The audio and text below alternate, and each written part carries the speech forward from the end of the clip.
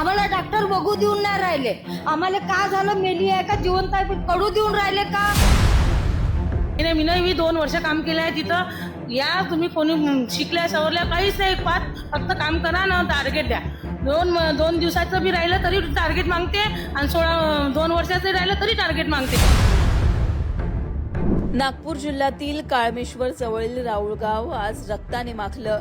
SBL energy कंपनीत झालेल्या भीषण स्फोटात 14 कामगारांचा मृत्यू झाला तर 26 जण जखमी झाले. पोलीस अधीक्षक हर्ष पोद्दार यांनी 14 मृत्यूंची पुष्टि केली आहे तर तपास सुरू असल्याचं सांगितलंय. तो क्या मामला है, कितने लोगों की मृत्यु हुई है, कितने लोग घायल हैं? एसबीएल एक्सप्लोसिव्स कंपनी बोल कर करके एसबीएल एनर्जी कंपनी बोल कर करके ये फैक्ट्री है जो कि कलमेश्वर पुलिस स्टेशन के एरिया में स्थित है. यहाँ पे आज सुबह 7 से 7:15 के बीच में एक एक्सप्लोजन हुई. ये कंपनी जो है वो एक्सप्लोसिव डेटोनेटर्स प्रोड्यूस करती है. इसका एक यूनिट है जिसे क्रिम्पिंग यूनिट बोलते हैं, उसमें एक एक्सप्लोजन हुई. एक्सप्लोजन का कारण अभी तक कंफर्म नहीं किया जा सकता है, वो फोरेंसिक रिपोर्ट के बाद कंफर्म किया जाएगा. एक्सप्लोजन में अभी तक अनुमान है, और ये नंबर्स जो है वो चेंज हो सकते हैं, कि 14 व्यक्तियों की डेथ हुई है, 20 व्यक्ति इंजर्ड हैं, और एक और दूसरे हॉस्पिटल में 6 और व्यक्ति इंजर्ड हैं. तो ऐसे 26 इंजर्ड का आंकड़ा है पुलिस के पास, और 14 डेथ्स का. अभी एसडीआरएफ, फोरेंसिक टीम्स, पेसो और डिपार्टमेंट ऑफ इंडस्ट्रियल सेफ्टी और हेल्थ सबकी टीम्स जो है वो स्पॉट पर मौजूद हैं और अपने अपने कार्रवाई कर रहे हैं. कितने बजे के आसपास घटना घटी और यहाँ पे क्या बनता था और क्या अनुमान लगाया जा रहा है कि वजह क्या हो सकती है? मैंने अभी सब डिटेल्स दिए हैं. ये इंसिडेंट जो है तकरीबन सुबह के 7 बजे से लेकर के 7:15 के बीच की है. इस कंपनी में डेटोनेटर्स बनते थे. इसका ब्लास्ट का एग्जैक्ट कारण जो है वो फोरेंसिक एनालिसिस के बाद ही डिटरमिन किया जा सकता है. स्टाफ कितने थे वो टाइम पे? उस शिफ्ट में 35 लोग थे. 35 लोग थे, जिसमें से 26 इंजर्ड है सर. जिसमें से 26 इंजर्ड हैं, लेकिन जो इंजरी और डेथ्स हैं वो ज़रूरी नहीं है कि सिर्फ क्रिम्पिंग यूनिट के हो. आसपास के लोग जो हैं उनको भी इंजरी हो सकती है या फिर उनका भी डेथ हो सकती है. एनडीआरएफ और एसडीआरएफ की टीम यहाँ पर है ऑलरेडी. ठीक है. अजून काय? सर, जो महिलाएं और पुरुष की संख्या कितनी थी? वो अभी कैलकुलेट किया जा रहा है. कुछ बॉडीज हैं जिन्हें आइडेंटिफाई करना मुश्किल है. वो महिला होता है. हाँ, वो पीएम के बाद डिसाइड किया जा सकता है. युनिटमध्ये सगळ्या कार्यात महिला होता. जास्त महिला होता, पण मेजॉरिटी जे आहे ते महिला होता, पण पुरुष पण होता. वहाँ पर फायर का कोई ये नहीं था. Department of industrial safety end health इसका एग्जामिनेशन कर रही है कि फायर के क्या था. उनका रिपोर्ट आना अभी बाकी है. उनका इंस्पेक्शन.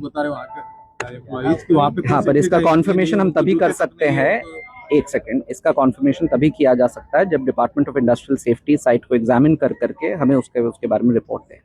यहाँ के ओनर आ गए हैं कि यहाँ पर सर, या कुछ कंपनी? सर, मालिक का नाम क्या है? इनके ओनर जो हैं वो चौधरी बोल करके हैं. हमें बताया गया है कि ही इज ऑन वे. या दुर्घटनेनंतर कंपनीच्या हलगर्जीपणाचं भीषण वास्तव समोर आलंय. आमची माणसं जशी घरून नीट गेली होती तशीच आम्हाला परत पाहिजेत, आम्हाला पैसा नकोय असा टाहो फोडत नातेवाईकांनी प्रशासनाला धारेवर धरलं. घटना घडून 1.5 तास उलटल्यानंतर सुद्धा पोलीस आणि अग्निशमन दल पोहोचलं नसल्याचा आरोप नातेवाईकांनी केला. तसंच अद्याप आम्हाला आमच्या माणसांना पाहू दिलं जात नाही असा संतापही यावेळी व्यक्त करण्यात आला. नागपूर जिल्ह्यातील राऊळगाव येथील एसबीएल या कंपनीमध्ये जो आहे स्फोट झालेला आहे आज सकाळी, आणि यामध्ये 14 जणांचा मृत्यू झाल्याचं पोलिसांद्वारे सांगण्यात येत आहे. आणि त्यामध्ये अनेक जण जे आहेत ते जखमी झालेले आहेत. मोठ्या प्रमाणावर महिला ज्या आहेत या कंपनीमध्ये होत्या असं सांगण्यात येत आहे. या एनर्जी कंपनीमध्ये कामाला होत्या आणि सकाळच्या वेळेची रविवारच्या सकाळच्या वेळेची ही घटना आहे. 7 ते 7:15च्या दरम्यान ही घटना घडली आहे असं पोलिसांद्वारे सांगण्यात आलं आहे. नागपुरातील ऑरेंज सिटी हॉस्पिटलमध्ये जखमींना आणण्यात आणलं आहे. त्यांच्यावर इथे उपचार सुरू आहेत आणि त्यांचे नातेवाईक जे आहेत ते इथे आहेत. त्यांच्याशी आपण बोलण्याचा प्रयत्न करणार आहोत. काकू, काय सांगाल, या एसबीएल कंपनीमध्ये तुमचं कोण कामाला होतं? तुमचं कामाला कोण? मुलगी होती. मुलगी. अच्छा. काय काम करायची तिथे? काय वय काय होतं तिचं? असं? एवढं 30 वर्ष? एवढं 40 40 वर्षाची. 40 कमीच आहे. 42 होते, 40 वर्षाची. बरं, तुम्हाला केव्हा माहिती मिळाली? 8 वाजता. मला 9 वाजता. काय माहिती पडली? काय माहिती आली? फोन आला होता काय? पुरानं फोन केला होता. मुलगा पण तिथे कामाला आहे? हो ना, पण मुलगा आहे ना, इथं आहे बाजारगावच्या सोलार मध्ये. आणि ती मी कापसाची गाडी भरली होती म्हणून मुलाला फोन केला, तू येतं का बाजींमध्ये? तो म्हणे 10 वाजता गाडी काढतो म्हणे, गाडी काढ म्हणे, मायाताईची कंपनी फुटली म्हणे, तर मी कंपनीत चाललो म्हणे. म्हणून मग तो तेव्हा मला माहिती पडली. मग मी जिनात आली, तिथं कापूस दिला आणि तिथून मग कोंडाळी फाट्यावर कळमेश्वर रोडवर येऊन बसली. तिथून याटून आली आणि कोंडाळीतून इथं जीप करून आलो आम्ही. काय माहिती मिळाली आता? काहीच नाही माहिती मिळाली याची. आलेच नाही, जाऊ दे. जाऊच आम्ही गेलो तिथं जाग्यावर, आम्हाला तिथं काहीच नाही, फक्त त्या लासा मिळाल्या आणि नंतर इथं आलं म्हणून माहिती पडलं, तर आम्ही आता इथं आलो. आम्हाला अजून पण चेहरा दिसला नाही. बहीण आहे माई. आम्ही कोंडाईतच राहतो, ते पण राही, मी पण राहतो. माझा एक भाऊ पण तिथंच राहते. 3 जण आम्ही तिथं राहतो. काही कोणाकडनं फोन आले आहे? काही मदत? नाही, काही फोन काही अजून नाही आले. हा? पेशंट पाहिल्याशिवाय आम्ही काही सांगू शकत नाही. अगर ज्यांचे जीव गेले असेल त्यांना कमसे कम 60 ते 70 लाख रुपये त्यांनी द्यायला पाहिजे परिवारासाठी. बस एवढीच आमची मागणी आहे, दुसरं काही नाही. तर आपण बघतो आहे की जे जखमी आहेत त्यांचे हे नातेवाईक इथे आहेत. अद्यापर्यंत त्यांना पाहू देण्यात आलं नाहीये जे जखमी आहेत, त्यामुळे यांना अजूनही परिस्थिती माहिती नाही की नेमकं त्यांची जी मुलगी आहे किंवा बहीण आहे, कुणाची बहीण आहे, कुणाची मुलगी आहे, कुणाचा मुलगा आहे, तर नेमकी काय परिस्थिती आहे, कशा परिस्थितीत ते आहेत याची अजूनपर्यंत त्यांना माहिती नाही आहे. परंतु मागणी इथे होत आहे की जे जखमी आहेत किंवा मृतक आहेत त्यांना जी आहे सरकारने मदत करावी. आपल्यासोबत आणखीन काही जखमी जे आहेत त्यांचे परिवारातील सदस्य आहेत. दादा, काय सांगाल, तुमचं कोण होतं कंपनीमध्ये? तुम्हाला केव्हा माहित पडलं? फोन आला केला होता मामानी, तर मग आम्ही तसंच गेलो. काय नाव आहे? वय तेच सांगितलं ना, तसे 40-42. तर मग जसं मालूम पडलं आम्हाला, तसं कंपनीमध्ये गेलो.